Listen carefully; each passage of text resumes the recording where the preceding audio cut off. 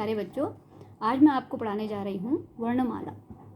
तो प्यारे बच्चों, आप जानते हैं कि जब हम बोलते हैं, जो दो ध्वनि हमारे मुंह से निकलती है, वह ध्वनि को जब अगर हम लिखित रूप में उसको लिखते हैं तो हमें किसी चीज़ की आवश्यकता होती है। तो वह आवश्यक चीज़ है वर्ण, और वर्णों के माध्यम से ही हम क्या करते हैं, इन अपने शब्दों को, अपने विचारों को प्रकट करते हैं। तो इन्हीं वर्णों को जब लिखित भाषा के रूप में प्रयोग किया जाता है तो वह लिपि कहलाती है। तो हमारी जो हिंदी है उसकी लिपि है देवनागरी लिपि। तो लिपि वर्णों को लिखने का ढंग होता है, ठीक है, कि हम कौन से शब्दों को कैसे लिखेंगे। तो लिपि क्या होती है, वर्णों को लिखने का एक ढंग होता है जिसमें प्रत्येक वर्ण के लिए एक निश्चित चिन्ह होता है, ठीक है। और जैसे अ, आ, क, ख, ग, घ, कोई भी हम वर्ण ले सकते हैं। तो जब हम किसी शब्द को लिखते हैं तो इन स्वर और व्यंजनों के माध्यम, वर्णों के माध्यम से हम उनको लिखते हैं। तो ये भाषा की सबसे छोटी इकाई होते हैं, ठीक है, ये भाषा की सबसे छोटी इकाई होती है और जिनके और खंड हम नहीं कर सकते हैं। तो इस प्रकार हम कह सकते हैं कि जो वर्ण है वह क्या है, भाषा की सबसे छोटी इकाई है जिसके और खंड नहीं हो सकते, वर्ण कहलाते हैं। जैसे शब्द होते हैं, शब्दों को हम क्या कर सकते हैं, वर्ण विच्छेद कर सकते हैं, उनको अलग अलग, जैसे अलग अलग कर सकते हैं। जैसे कमल है तो हम उसको क धन अ धन म धन अ धन ल धन ओ, ऐसे करके हम उसको क्या कर सकते हैं, शब्द को खंडित कर सकते हैं, लेकिन वर्ण को हम खंडित नहीं कर सकते हैं। तो इसलिए क्या है, यह भाषा की सबसे छोटी इकाई है और इसके खंड नहीं हो सकते हैं, वह वर्ण कहलाते हैं। अब देखिए वर्ण के बारे में कुछ जानकारी और है कि वर्ण ध्वनि का लिखित रूप है। मैंने अभी बताया था कि जब हम इसको, वर्णों को जब हम लिखित भाषा के रूप में लिखते हैं तो वह क्या है, वर्ण के द्वारा ही हम उसको, और ये क्या है, ध्वनि का एक लिखित रूप है। मतलब जो हम अभी बोल रहे हैं उसको अगर हम कहीं पर लिखेंगे तो किसके द्वारा लिखेंगे, वर्णों के द्वारा लिखेंगे। वर्ण उसके लिए हमें हमारे सहायक होंगे कि जो हम बोल रहे हैं, जैसे हमने अ बोला तो हम अ क्या है, एक वर्ण है। जैसे हम आम बोलते हैं तो आम लिखने के लिए भी हमें किसकी आवश्यकता होगी, वर्णों की आवश्यकता होगी। तो पहले जब वर्णों की उत्पत्ति नहीं हुई थी तो जो मानव थे विभिन्न प्रकार के संकेतों के द्वारा या हाव भाव के द्वारा अपनी बातों को दूसरे तक पहुंचाते थे। जब वर्णों की उत्पत्ति हुई तो उसके द्वारा क्या होने लगा, भाषा के रूप में उसे लिखा जाने लगा, विचारों का आदान प्रदान किया जाने लगा और एक लिखित रूप में उसको रखा जाने लगा, ठीक है। फिर है वर्णों के मेल से शब्द बनते हैं। तो वर्ण क्या होते हैं, अ, आ, क, ख होते हैं। तो उनको अगर हम मिलाएंगे तो उससे क्या बनेंगे, शब्द बनेंगे। जैसे आकाश, तो आ, का, शो, इन सब के मेल से क्या बनेगा, वर्णों के द्वारा शब्द बनेंगे, ठीक है। फिर है प्रत्येक भाषा में वर्णों के रूप, संख्या तथा उच्चारण अलग अलग होते हैं। जैसे हिंदी की भाषा है तो हिंदी की क्या है, लिखने का जो वर्णों का रूप है, जो संख्या है और उनका जो उच्चारण है वह क्या है, अलग अलग है।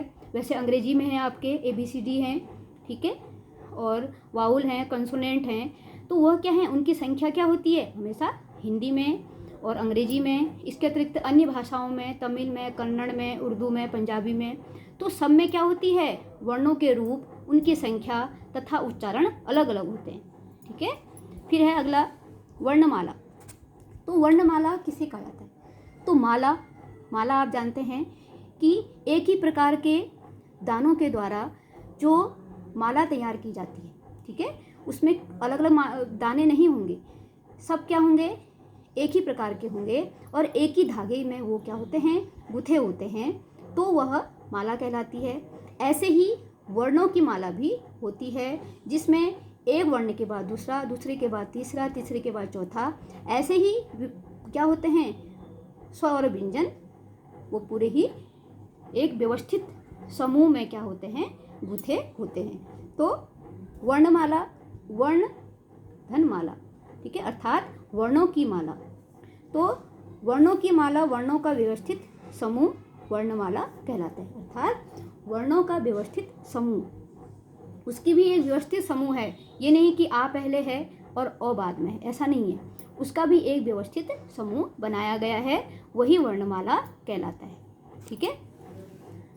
वर्ण के भेद। वर्ण के भेद होते हैं, वर्ण के दो प्रकार के भेद होते हैं। एक होता है आपका स्वर और एक होता है व्यंजन। जैसे आपके अंग्रेजी में होते हैं वावुल और कंसोनेंट, ऐसे ही हिंदी में भी आपके होते हैं जिसे हम कहते हैं स्वर और व्यंजन। तो स्वर क्या होते हैं? देखिए, जिन वर्णों का उच्चारण किसी अन्य वर्ण की सहायता के बिना किया जाता है वे स्वर कहलाते हैं। तो इनको बोलने के लिए हमें किसी और वर्ण की आवश्यकता नहीं होती है, इसको हम बिना किसी और की सहायता के ही बोल सकते हैं। और फिर है इसके उच्चारण में मुंह जो हवा है मुख से बिना किसी रुकावट के बाहर निकलती है। ठीक है। जब उनको बोलते हैं तो बीच में कोई रुकावट नहीं होती। जैसे हम बोलते हैं अ आ ई उ ए ऐ ओ औ अंग अह, ऐसे बोलते हैं तो इनके बीच में हम रुकते नहीं हैं। उनको हम एक जो हमारी जो हवा से बोलते समय जो हवा मुंह से बाहर निकलती है तो उसमें हम बोलते समय एक लय और ताल में इनको बोलते हैं। किसी प्रकार की कोई रुकावट इनके बीच में नहीं आती है। तो मैंने बताया कि वर्ण में के दो होते हैं भेद, स्वर और व्यंजन। तो जो स्वर हैं इनकी संख्या होती है 11। ठीक है। कौन कौन से होते हैं आपको पता है? अ आ ई उ। ठीक है। और री, यहाँ पर थोड़ा सा गड़बड़ हो गया है, इसको आप कट कर देंगे, ये 2 बार लिखा गया है गलती से। ठीक है। अ आ ई उ री ए ऐ ओ औ। ठीक है। कितने हैं पूरे? 1 2 3 4 5 6 7 8 9 10 11। तो इनकी संख्या कितनी होती है? 11 होती है। और इसमें जो अंग और अह होते हैं ये अयोगवा होते हैं, तो इनको स्वरों में नहीं गिना जाता है। और अगर इनको हम जोड़ेंगे तो इनको जोड़कर 13 स्वर होते हैं। ठीक है। फिर है स्वर के भेद। स्वर 3 प्रकार के होते हैं, ह्रस्व स्वर, दीर्घ स्वर और प्लुत स्वर। ठीक है। अब ह्रस्व स्वर किसे कहते हैं? अब देखिए, जब हम किसी चीज़ को बोलते हैं तो उसको बोलने में हमें एक निश्चित समय लगता है। तो इसी प्रकार इसी बोलने की जो समय है, जो उच्चारण में लगने वाला जो समय है, जो मात्रा है के अनुसार जब स्वरों के हम 3 भेद करते हैं। ठीक है। तो उच्चारण में लगने वाले समय के अनुसार स्वरों को 3 प्रकारों में विभक्त किया गया है। ठीक है। जब हम कोई स्वर बोलते हैं तो उनको बोलने में हमें कुछ समय लगता है, तो उसी आधार पर स्वरों को 3 भेदों में विभक्त किया गया है। पहला है ह्रस्व स्वर। तो ह्रस्व स्वर कहाँ होता है? जिनके उच्चारण में कम समय लगता है वह ह्रस्व स्वर कहलाते हैं। अर्थात बहुत कम समय जिन स्वरों को बोलने में लगता है तो वहाँ पर ह्रस्व स्वर होता है। ये 4 होते हैं, जैसे अ ई उ। ठीक है। बोलने में ही पता चल रहा है कि इनको बोलने में हमें ज़्यादा समय नहीं लग रहा है। फिर है दूसरा दीर्घ स्वर। तो जिनके उच्चारण में ह्रस्व स्वरों से दुगना समय लगता है तो वह स्वर दीर्घ स्वर कहलाते हैं। इसमें होते हैं जैसे आ ई उ ए ओ औ। आप उच्चारण करके इनको देखिए कि जो हमने पहले पढ़े अ ई उ, इसमें और इसमें कितना अंतर है। हम पढ़ रहे हैं अ ई उ और हम ऐसे पढ़ रहे हैं आ ई उ ए ओ औ। तो इसमें क्या हो रहा है? ह्रस्व स्वर से ज़्यादा समय लग रहा है बोलने में, उच्चारण करने में, तो ये दीर्घ स्वर कहलाते हैं। फिर है तीसरा जो इसका प्रकार है वह है आपका प्लुत स्वर। ठीक है। यहाँ पर आएगा प्लुत स्वर। तो देखिए, प्लुत स्वर कहाँ पर होते हैं? जिन वर्णों के उच्चारण में ह्रस्व स्वर वर्णों से कई गुना ज़्यादा समय लगता है वे प्लुत स्वर कहते हैं। ह्रस्व स्वर में कम समय लगता है, दीर्घ स्वर में ह्रस्व स्वर से ज़्यादा का समय लगता है, और प्लुत स्वर में ह्रस्व स्वरों से और अधिक समय, कई गुना ज़्यादा समय लगता है तो वे प्लुत स्वर कहलाते हैं। और इसका जो चिन्ह होता है वो एस आकार का होता है।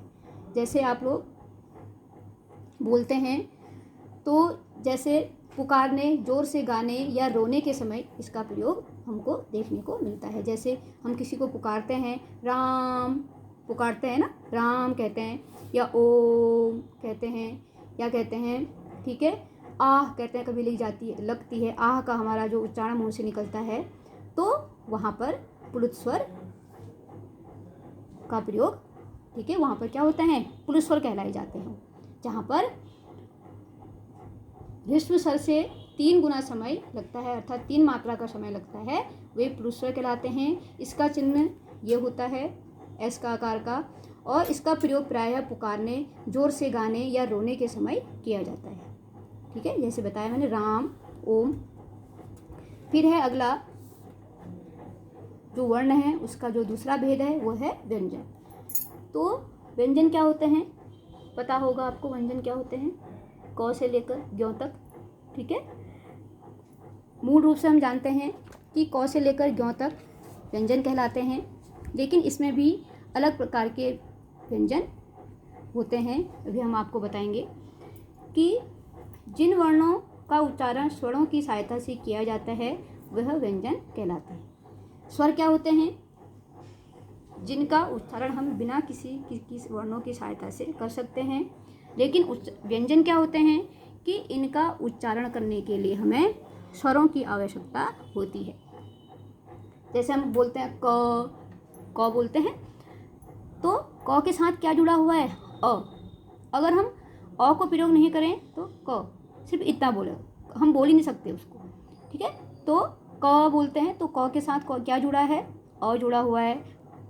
का बोलते हैं तो आ, की तो ई की ध्वनि निकल रही है उसमें।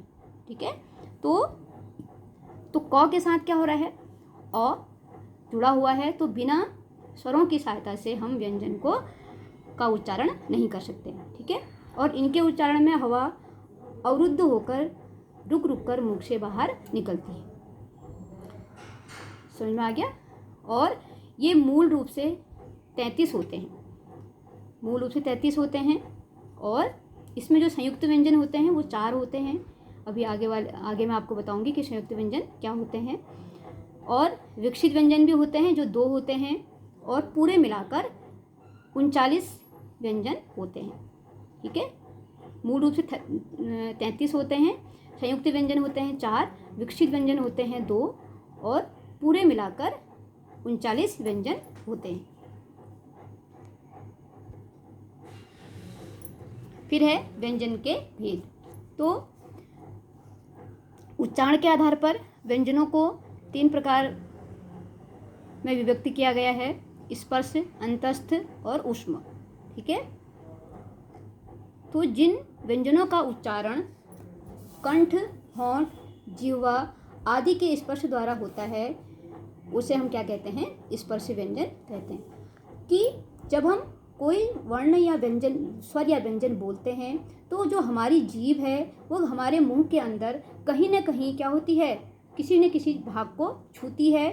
तो उस छूना मतलब स्पर्श करना, बोलते समय अगर हमारी जीभ कंठ में गले के पास स्पर्श कर रही है या होंठ को स्पर्श कर रही है, तो जहाँ जहाँ अगर बोलते समय हमारे होंठ, किसी शब्द को, वर्ण को बोलते समय हमारे होंठ आपस में चिपकते हैं, किसी को बोलते समय हमारे मुंह से हवा निकलती है, किसी को बोलते समय हमारी जो जिह्वा है वो दांतों में लगती है, कभी तालू में लगती है, तो उस समय व्यंजनों का उच्चारण कंठ और जिह्वा आदि के स्पर्श द्वारा होता है, तो उसे स्पर्शी व्यंजन कहते हैं। ठीक है, अर्थात जो हमारी होंठ से लेकर गले तक का जो भाग है उस भाग से ही हम क्या करते हैं, जो हमारा बोलने का काम होता है वह होता है।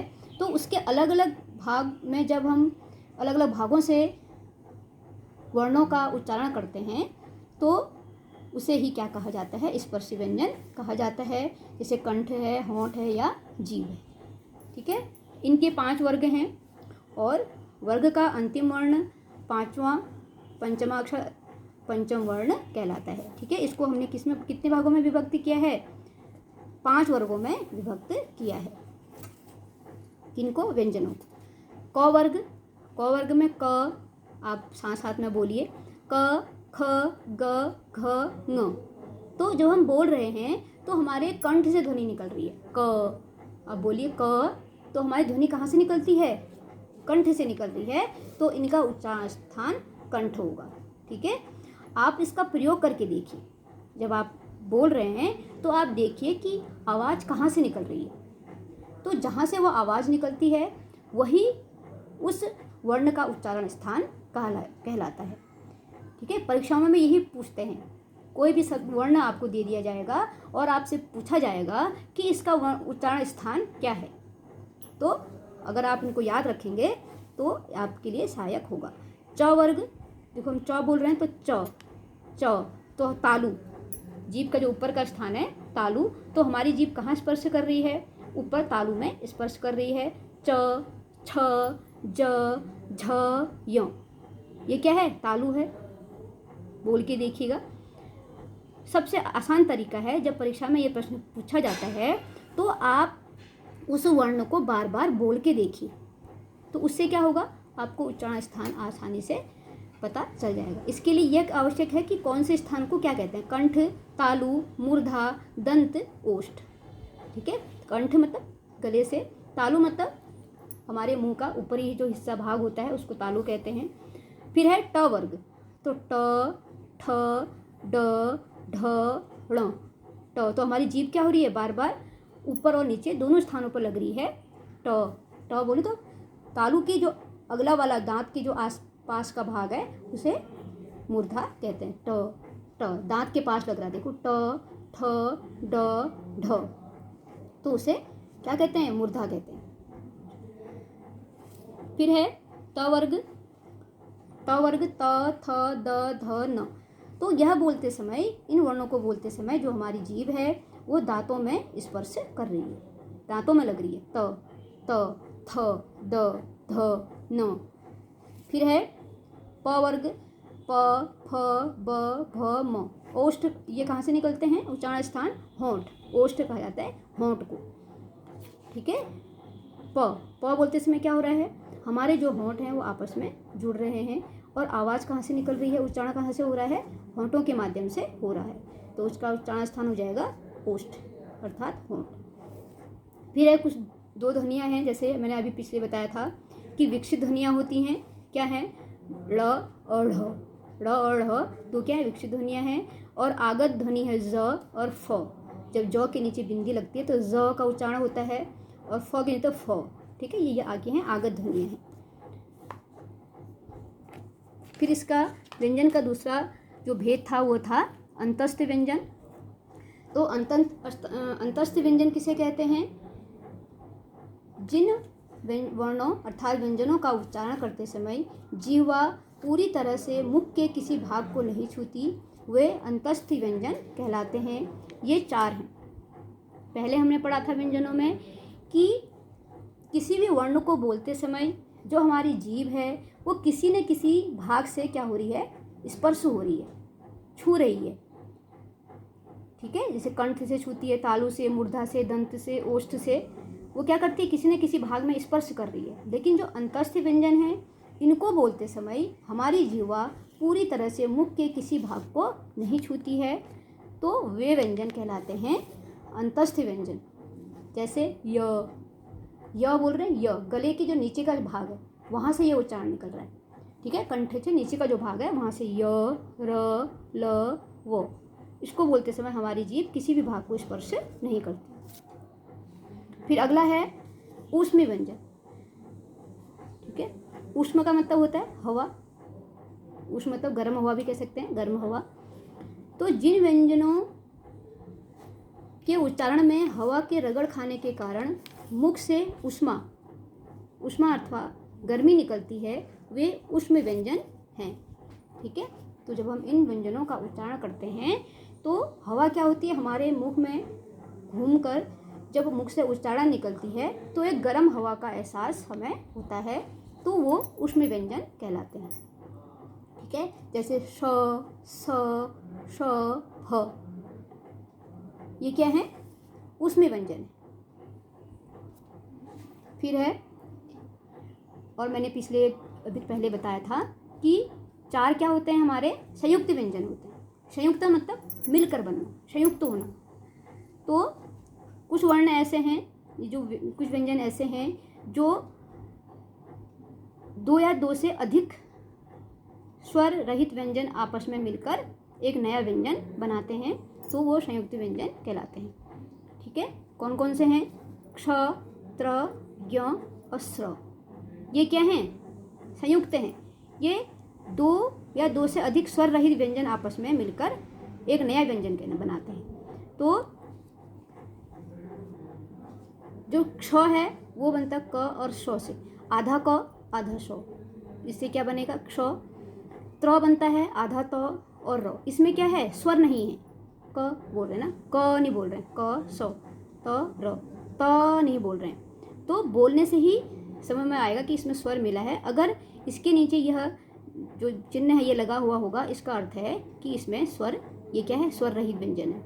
ठीक है, जैसे ये है, ये है, ये है, ये है, ये है, ये पूरे पूरे नहीं है, ये क्या है, इसमें स्वर मिला हुआ नहीं है, लेकिन यह 2 वर्ण मिलकर एक नए वर्ण का निर्माण कर रहे हैं।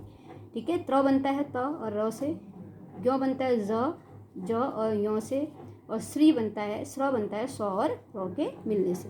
तो इसलिए इन्हें संयुक्त व्यंजन कहा जाता है।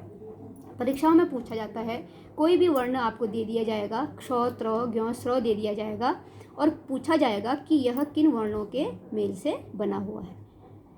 या आपको क और स दिया जाएगा और पूछा जाएगा कि इसकी दोनों के मिलने से कौन सा संयुक्त व्यंजन बनता है। ठीक है, तो अगर आप चाहें तो इन सबको अपनी कॉपी में नोट कर सकते हैं, और यह आपकी परीक्षाओं के लिए अत्यधिक लाभकारी होगा। ठीक है,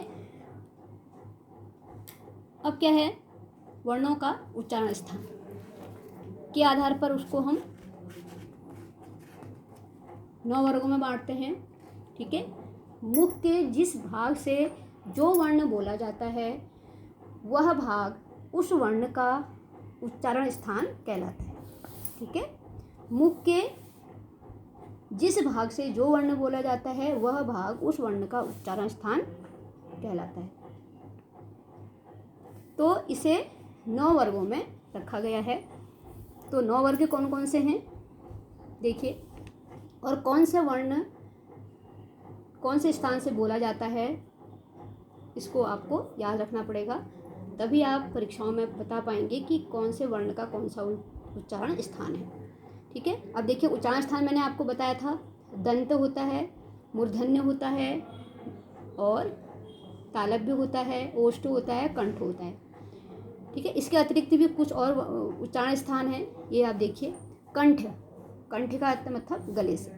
तो कौन कौन से वर्ण निकलते हैं गले से, देखिए, अ, आ, अह, क, ख, ग, घ, ङ और ह। क वर्ग तो पूरा ही आपका कंठ में आ जाएगा, यह आप आसानी से याद कर लीजिएगा। जो क वर्ग होगा वो पूरा ही कंठ से उच्चारण स्थान होगा। इसके अतिरिक्त आपको याद करना होगा अ, आ, अह और ह, ये कहाँ से निकलेंगे, गले से। फिर है तालव्य, तालव्य का अर्थ है कठोर तालु। ठीक है, एक होता है मुलायम वाला, जब हम तालु है ऊपर, एक आगे का हिस्सा होता है दांत के थोड़ा से पीछे वाला हिस्सा, और एक दांत से और ऊपर का हिस्सा कहा जाता है। तो कठोर तालु मतलब से ये वर्ण निकलेंगे, जैसे ई और पूरा चौवर्ग। पूरा चौवर्ग मैंने बताया था, तालु से उसका उच्चारण स्थान होता है य और श। ठीक है, श है ये, स नहीं श। फिर है मूर्धन्य, मूर्धन्य में तालु के अगले के भाग से। ठीक है, री और पूरा ट वर्ग, ट, ठ, ड, ढ, ण, ड़, ड़, र और श, ये सब क्या निकलेंगे, मूर्धन्य, इनका उच्चारण स्थान होगा। फिर है दंत, दंत का अर्थ है दांतों से। ठीक है, जिसको इन वर्णों को बोलते समय जो जीवा है वो दांतों को स्पर्श करती है। जैसे पूरा त वर्ग पहले बताया है मैंने, पूरा त वर्ग, और ल, स और ज। फिर है ओष्ठ, ओष्ठ से कौन सा वर्ग निकलता है, पूरा प वर्ग, होंठों से बोला जाता है पूरा प वर्ग। और इसके अतिरिक्त क्या होगा, ऊ और ऊ, ऊ ऊ, ऊ ऊ और प फ ब भ म, ये क्या है, होंठों से इनका उच्चारण स्थान है। फिर है दंतोष्ठ। दंतोष्ठ है अर्थात ऊपरी दांत और निचले होंठ से, जब हम इस वर्णों को बोलते समय जो हमारी जो है ऊपरी दांत और निचले होंठ से इनका उच्चारण होता है, जैसे व और फ। ठीक है। फिर है नासिक्य। नासिक्य का मतलब होता है नाक से। ठीक है। तो नाक से हम क्या शब्द बोलते हैं, जैसे अंग, और क्या बोलते हैं ण, य, ण, न, म, इनका जो उच्चारण स्थान है वो क्या है, नासिक्य है। नाक से इनकी आवाज़ निकलती है। अंग बोलते हैं ना, अंग, ण, य, ण, न, म, तो इसकी जो आवाज़ है वो कहाँ से निकल रही है, नाक से निकल रही है, तो उसे कहते हैं नासिक्य। फिर है कंठ तालव्य। कंठ तालव्य का अर्थ है कंठ और तालु से, कंठ से भी उसका होगा और तालु से। बोलते समय कंठ, हमारी जो जीवा है वो कंठ और तालु दोनों में स्पर्श करेगी। ए ऐ, ए ऐ, बोलो ए ऐ। ठीक है, बोल के देखिएगा। फिर है कंठोष्ठ, मतलब गले और होंठ से। इसमें गले का भी, गले और होंठ दोनों से उसका मिलके उच्चारण होता है इनका, जैसे ओ औ। ओ होंठ से भी हो रहा है, ओ हमारा गोलाकार में हमारा जो मुंह है वो ओ बोलिए, तो हमारा जो होंठों का भी इसमें प्रयोग हो रहा है, और आवाज़ कहाँ से निकल रही है, गले से ना, ओ औ। तो ये क्या हो जाएंगे, गले तथा होंठ से इनका उच्चारण स्थान होता है। तो जो आपकी परीक्षाएं हैं उन परीक्षाओं में यही पूछते हैं संयुक्त व्यंजन कौन कौन से हैं। ठीक है, अयोगवाह कौन से हैं बताए थे मैंने आपको। ठीक है, और अंतस्थ व्यंजन बताइए, ऊष्म व्यंजन बताइए, और कोई भी आपको व्यंजन दे दिया जाएगा उसे पूछेंगे कि यह कौन किस प्रकार के व्यंजन है, अंतस्थ है, ऊष्म है, ठीक है, स्पर्श है, और कोई भी वर्ण दिया जाएगा उसका उच्चारण स्थान पूछा जाएगा। तो यह जो बातें मैंने आपको बताई यह आपके लिए बहुत परीक्षाओं के लिए सहायक होगा। और जो पिछली वीडियो मैंने आपकी बनाई थी रस छंद की, रस और अलंकार की, तो छंद की भी और संधि, यह मैं आपको आगे वाली वीडियो में बताऊंगी। और एक महत्वपूर्ण टॉपिक और है जो आपकी परीक्षाओं में पूछा जाता है, गद्यांश। अपठित गद्यांश को करते समय किन चीज़ों का ध्यान रखना चाहिए, तो वह बातें भी मैं आपको अगले वीडियो में बताऊंगी।